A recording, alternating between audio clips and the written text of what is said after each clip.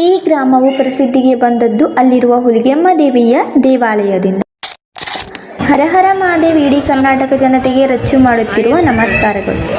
ನಾವು ಇವತ್ತು ತುಂಗಭದ್ರಾ ನದಿಯ ಎಡದಂಡೆಯ ಮೇಲಿರುವ ಕೊಪ್ಪಳ ಜಿಲ್ಲೆಯ ಕೊಪ್ಪಳ ತಾಲೂಕಿನ ಹಿಟ್ನಾಳ್ ಹೋಬಳಿಗೆ ಸೇರಿದ ಹುಲಿಗಿ ಗ್ರಾಮದ ಮಹತ್ವದ ಬಗ್ಗೆ ತಿಳಿದುಕೊಳ್ಳೋಣ.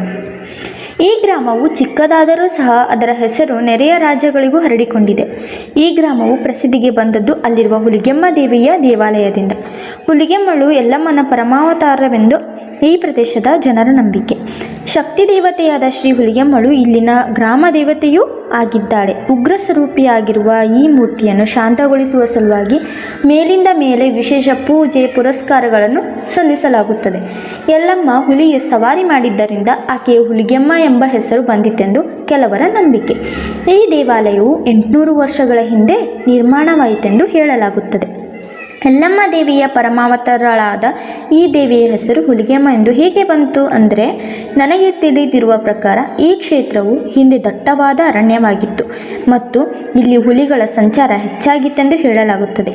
ಆದ್ದರಿಂದ ಈ ಜಾಗಕ್ಕೆ ಹುಲಿಗಿ ಎಂಬ ಹೆಸರು ಬಂತು. ಅಲ್ಲಿ ನೆಲೆಸಿದ ದೇವಿಯು ಹುಲಿಗೆಮ್ಮ ಎಂದು ಪ್ರಖ್ಯಾತಿಯಾದಳು. ನಾವು ರೀಸೆಂಟಾಗಿ ಹೋದ ಕಾರಣ ಹುಲಿಗೆಮ್ಮ ದೇವಿಯ ಮಹಿಮೆ ತಿಳಿಯಿತೆಂದು ಈ ಮೂಲಕ ಎಲ್ಲರಿಗೂ ಹೇಳಿಕೊಳ್ಳುತ್ತಿದ್ದೇನೆ. ಧನ್ಯವಾದಗಳು.